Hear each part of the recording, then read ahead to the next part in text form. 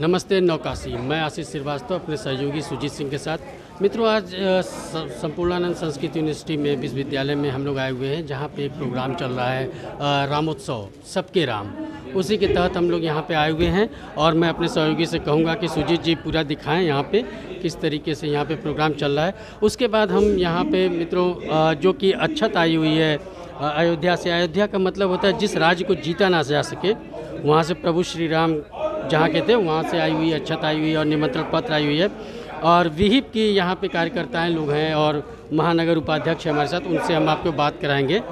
और सबसे पहले हम जो है अपने सहयोगी से कहेंगे कि प्रभु श्री राम का भी अपने दर्शकों को दिखाएं यहाँ पे सारे जो लोग आए हुए हैं। तो मैडम सबसे पहले नौकाशी की तरफ से हार्दिक शुभकामनाएं आपको, और हमारे चेयरमैन जो हैं मनीष कुमार सिंह जी, उनकी तरफ से भी हार्दिक शुभकामनाएं, क्योंकि आपने जो है इतना जो है धार्मिक और बहुत अच्छा कार्य कर रही है, जो कि यहाँ बनारस के लोग ये चीज़ जो प्राप्त करना भी चाहते थे। वहाँ से जो अक्षत आई हुई है मंदिर से, और उनका प्रभु श्री राम का मंदिर का जो है एक फ़ोटो भी आप दे रही हैं। तो पहले अपना परिचय दें, उसके बाद कुछ हम सवाल करेंगे आप सभी लोगों से, फिर हम प्रोग्राम बढ़ाएंगे। काशी महानगर उपाध्यक्ष अनीता सिंह। और ये कैसे, ये क्या वहाँ से कोई आदेश आया हुआ था कि बनारस में देना है, संपूर्णानंद में ही देना है, संस्कृत यूनिवर्सिटी में, या फिर आप लोग ऐसी जगह जगह पे जाके कैंप लगा के दे रही हैं? नहीं भाई साहब, कैंप नहीं लगा रहे हैं। हम लोग को आदेश ये मिला है वहाँ से कि घर घर पूजित अक्षत पहुँचाना है। घर घर पूजित अक्षत हम लोग पहुँचा रहे हैं। उपाध्यक्ष जी, मेरा ये सवाल है कि क्या इस जो ये हमको दिया जा रहा है, इसको थोड़ा सा हमारे दर्शकों को दिखाएं ऐसे करके आप। ये देखिए साथियों, ये भगवान श्री राम का यहाँ पे बना हुआ है, और यही चीज़ें जो है हम लोग को यहाँ आमंत्रण पत्र है, और ये अक्षत है, और ये अक्षत है। और हमारे चैनल के द्वारा बनारस में पहली बार ये दिखाया जा रहा है, लाइव टेलीकास्ट हो रहा है नौकाशी के द्वारा। और हम इस समय जो है संपूर्णानंद संस्कृत यूनिवर्सिटी में हैं। तो ये मैडम का ज़्यादा समय नहीं लेते हुए उपाध्यक्ष मैडम का पूछेंगे, मैडम क्या इसको लेके हम 22 जनवरी को वहाँ पे उपस्थित होके दर्शन पूजन या फिर कहिए कि आरती कर सकते हैं? भाई साहब, 22 जनवरी को तो बहुत भीड़ हो जाएगी। 22 जनवरी को तो मैं नहीं कहूँगी कि आप जाए, क्योंकि बहुत भीड़ होगी। हाँ, लेकिन उसके बाद आप जा सकते हैं। 30 तारीख को हम लोग को भी जाना है काशी से, तो 25-25 हज़ार लोगों की व्यवस्था है पर डे। तो आप भी जब भी जाएंगे तो आपको सारी व्यवस्था रहने की, भोजन की और आरती का सब वहाँ आपको सम्मान के साथ सब मिलेगा। तो मैडम आपका नीचे जो है ये आपका नंबर जो है नीचे हम प्रसारित कर देंगे। जो भी बनारस से हमारे थ्रू आपके पास जाना चाहिए तो आपको फ़ोन करके या जो भी सूचनाएं लेके वो जा सकता है। आइए हम इनसे पूछते हैं, अपना परिचय बताएं। और मैं रश्मि जायसवाल, विश्व हिंदू परिषद कामाख्या प्रखंड की संयोजिका हूँ जी, कोई संदेश देना चाहती हैं भगवान श्री राम की तरफ से? बस भगवान श्री राम की तरफ से संदेश मेरा यही है कि जब 14 साल बाद भगवान श्री राम अयोध्या आए थे तो उस समय दिवाली मनी थी। अब इस बार वो 500 साल बाद अयोध्या आ रहे हैं, तो दिवाली नहीं, दिवाली की धूम मचनी चाहिए पूरे विश्व में। जी, अन्नू पटेल, आरएसएस लाजपत नगर कार्रवाई राष्ट्रीय सेवा समिति। कहाँ की रहने वाली है बनारस में? बनारस में मैं मिर्जापुर की हूँ। बनारस में ये जॉब करते हैं तो कैंपस में ही, संपूर्णानंद के कैंपस में ही रहती हूँ। जी, भगवान राम का कोई संदेश देना चाहे हमारे चैनल के माध्यम से जनता को? जी, भगवान राम सबके थे, कोई जात पात से ऊपर थे। तो इंसान है, इसलिए सबको मिलजुल कर रहना है और देश को आगे बढ़ाना है, क्योंकि इसमें हमको बट के पीछे नहीं होना है और आगे जाना है। मेरा नाम आरती शर्मा है। विश्व परिषद से जो है ये आपके संपूर्णानंद से जो है मैं संयोजिका हूँ। और संदेश कुछ देना चाहें? बिल्कुल राम जी का जो है इतने दिन से जो है पूरे हम सनातनी को जितना उम्मीद था 500 वर्षों से, आज राम हमारे घर जहाँ के हैं वहाँ वो आ रहे हैं। इससे बड़ी हम लोगों के लिए खुशी और उसके लिए कोई बड़ी बात ही नहीं है। और हम चाहेंगे कि भाई हर कोई उस दिन को जो है हर्षोल्लास से मनाए और अपने घर में दीप माला सब दिवाली की तरह जैसे जो होता है सब उनको जो है पूजा करें और अपने घर में खुशियाँ मनाएं। और इतनी बड़ी खुशी है कि इसका तो मतलब बरसों से इंतज़ार है, और आज हम लोग इतने लकी हैं। शायद हम लोग सदियों से इंतजार था, सदियों से। बाद में होंगे कि नहीं होंगे, हम लोग के मतलब आँख के सामने ये चीज़ें हो रही हैं, इसलिए हम लोग अपने आप को बहुत ही भाग्यशाली मान रहे हैं। मैं किरण सिंह रघुवंशी और विश्व हिंदी परिषद से अभी जुड़ी क्या हूँ, ये सब जुड़े ही हैं, पूरा विश्व सब लोग जुड़े हुए हैं। सनातन की नगरी है, हिंदू की धर्म की नगरी है। इसमें ये कुछ बोलना ही नहीं है कि हम जुड़े हैं कि नहीं जुड़े हैं, बस हिंदू हैं, जुड़े हैं। और पूरा ये काफ़ी वर्षों के प्रयास के बाद आज ये जो भव्य, इसकी सुंदरता को वर्णन नहीं किया जा सकता है, जिन शब्दों के लिए इसके लिए शब्द नहीं है। और ये मौका हमें मिला, हम इसका भव्य दर्शन कर रहे हैं, सहभागी बन रहे हैं और बहुत ही उत्सव का विषय है। और आज मैं यही संदेश देना चाहती हूँ आपके माध्यम से कि पूरे विश्व में जो जहाँ भी है, अयोध्या के ये प्राण प्रतिष्ठा जो हो रही है भगवान राम की, इसको अपने घर में, अपने अगल बगल लोगों को जगाते हुए एक दीपावली की तरह उत्सव मनाएं। आपने देखा कि किस तरीके से जो है कि अयोध्या का प्रसाद और अक्षत और ये भगवान श्री राम का फोटो दिया जा रहा है। और मैं अपने सारे देखने वाले दर्शक से ये कहूँगा कि कृपया करके सब लोग हर्षोल्लास के साथ, दिवाली से ज़्यादा ये समझ लीजिए कि आपके घर ही भगवान श्री राम आए हैं। जय श्री राम। बुद्धि रूपेण संस्थिता नमस्तस्यै नमस्तस्यै नमस्तस्यै नमो नमः। आज के इस कार्यक्रम का आयोजन करने वाले दैनिक जागरण परिवार के मुखिया, मंच पर उपस्थित भारतीय सांस्कृतिक परंपराओं में रचे बसे पद्म विभूषण डॉक्टर देवी प्रसाद द्विवेदी जी, स्वामी जितेंद्रानंद जी, इस शहर काशी के योग्य और कर्मठ जो अभी अभी शायद चले गए महापौर श्रीमान अशोक तिवारी जी, और जिन्होंने अपने अद्भुत उद्बोधन से हम सब का मार्गदर्शन किया, ऐसे दैनिक जागरण के संवाददाता, राज्य संपादक, मेरे सम्मुख बैठे काशी के वंदनीय विद्वज्जन, हमारे इस विश्वविद्यालय के महनीय आचार्य कुल के समादरणीय सदस्य,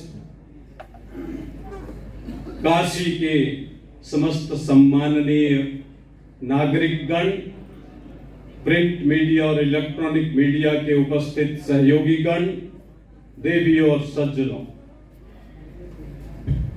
ये सचमुच में हमारे लिए तो सौभाग्य की बात है और मैं इसके लिए बधाई देना चाहता हूं दैनिक जागरण परिवार को, जो निरंतर समाज के जागरण में लगे हुए हैं और ऐसे पवित्र संकल्प के साथ केवल काशी नहीं पूरे देश को जगाने का जिन्होंने अभियान चलाया है, जो भारतीय सांस्कृतिक परंपराओं के संरक्षण संवर्धन के लिए समर्पित होकर के समाज को जागृत करने के उद्देश्य से काम कर रहे हैं। और उसी उद्देश्य का परिणाम है राम के संदर्भ में आज यहाँ ये पवित्र उत्सव का आयोजन। सबके राम और राम के सब हैं। हम सब राम से निकले हैं और राम में जाना है। जब राम से निकलते हैं तो अंधेरे की तरफ बढ़ते हैं, लेकिन उस अंधेरे को चीर करके पुनः उस ज्योति रूप राम की तरफ हमको बढ़ना है, क्योंकि राम ज्योति रूप है। और जब जीव ज्योति से निकलता है तो जितना आगे जाता है उतना अंधकार में जाता है, और जब अंधकार में जाता है तो फिर पुनरपि जननम पुनरपि मरणम पुनरपि जननी जठरे शयनम, ये भवचक्र चलने लगता है। हम कर्म करने लगते हैं, कर्म करते हुए कर्मानुबंध में फंस जाते हैं, फिर उस कर्मानुबंध को भोगने के लिए पुनः जन्म लेते हैं।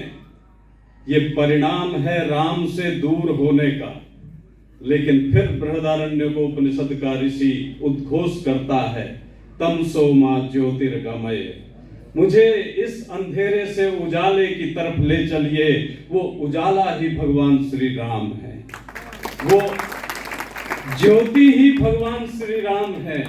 ये देश भी जब तक भगवान श्री राम की मर्यादा से, भगवान श्री राम के प्रभाव से, भगवान श्री राम के गुणों से दूर रहा, तब तक अंधेरे में रहा, समस्याओं में रहा, भटकता रहा। लेकिन आप जैसे पुनीत लोगों ने ये जो पवित्र संकल्प लिया समाज को जगाने का और पुनः राम की तरफ जाने का, ये पवित्र संकल्प आपने जिस मन से लिया वह मन बधाई का पात्र है।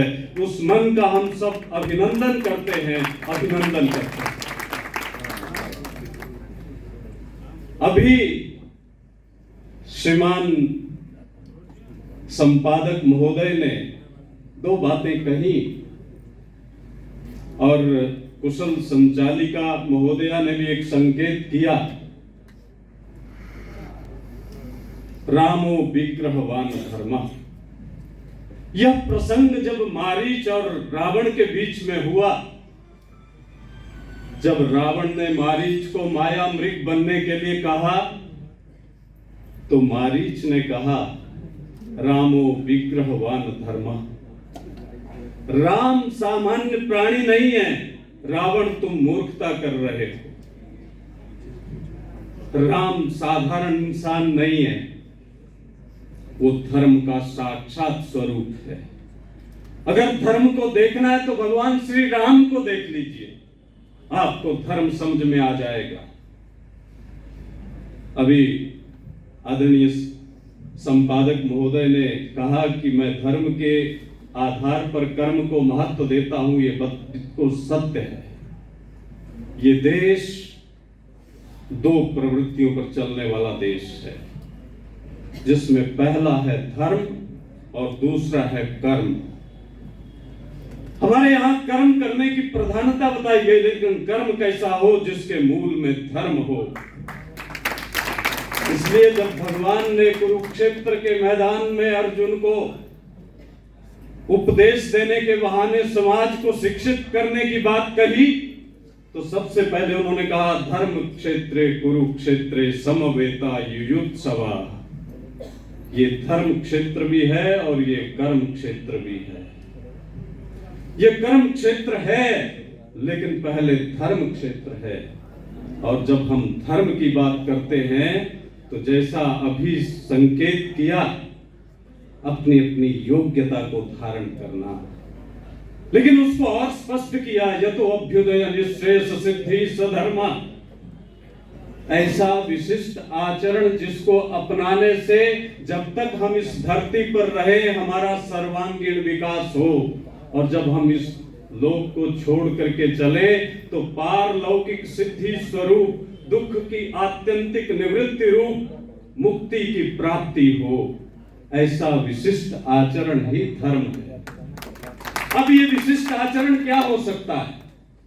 इसके लिए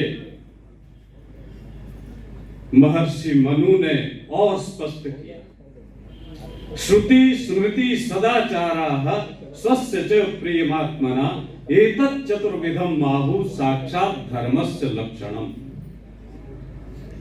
अब कहा जो श्रुति प्रतिपादित परंपराएं हैं, जो स्मृति प्रतिपादित परंपराएं हैं, श्रुति हमारा वेद, स्मृति धर्म शास्त्रम तु वै स्मृति। स्मृति क्या है? धर्म शास्त्र। और उन्होंने बड़ा विस्तार से कहा, जब हम ये कहते हैं कि रामो विग्रहवान धर्मा, तो धर्म को समझना बहुत जरूरी है। उन्होंने कहा धृति क्षमा दमोस्तेयम शौचमिंद्रिय निग्रह धीर विद्या सत्यम मक्रोधो दशम धर्म लक्षणम। ये 10 धर्म के लक्षण हैं, जो इन लक्षणों को धारण करता है वह धार्मिक होता है। और इसी का नाम सनातन है, क्योंकि सनातन वो है जिसमें कभी कोई व्यवच्छेद ना आए, जिसमें कोई व्यवधान ना आए, जो सृष्टि के आदि में भी उतना ही प्रासंगिक हो जितना आज है। और जब तक ये धरती रहेगी, जब तक ये दुनिया रहेगी, तब तक वो उतना ही प्रासंगिक होगा, वह सनातन है। क्योंकि सनातन ने ये 10 गुण दिए। धृति पहला गुण है, धृति धैर्य। सारे का सारा धर्म का जो भवन है ये धैर्य पर खड़ा है, और धैर्य की परीक्षा होती है आपत्ति में। हमारे यहाँ पौराणिक आख्यानों में अनेक ऐसे महापुरुष मिलेंगे जिनके अंदर ये धर्म के तत्व पाए जाते हैं, लेकिन चूंकि राम साक्षात धर्म का स्वरूप है, उनको आप देख लीजिए, उनके जीवन को उठा के देख लीजिए। किसी बालक को राजगद्दी की प्राप्ति हो रही हो और उसको ये आदेश हो जाए कि आपको वनवास होता है, तो उस पे क्या गुजरेगी आप कल्पना कर सकते हैं। लेकिन भगवान श्री राम का राज्याभिषेक होने वाला था, आदेश हुआ 14 वर्ष का वनवास। राम ने हंसते हंसते उसको स्वीकार किया, उनके चेहरे पर, उनकी भावभंगी पर कोई विकृति नहीं आई। अब ऐसे समय में धैर्य को धारण करना, सामान्यतया हम सब धैर्यवान बने रहते हैं, लेकिन जब आपत्ति सिर पर हो तब भी बिना विचलित हुए अपने कर्तव्य पथ पर चलते रहे, तब वो धार्मिक, तब वो धैर्यवान हुआ।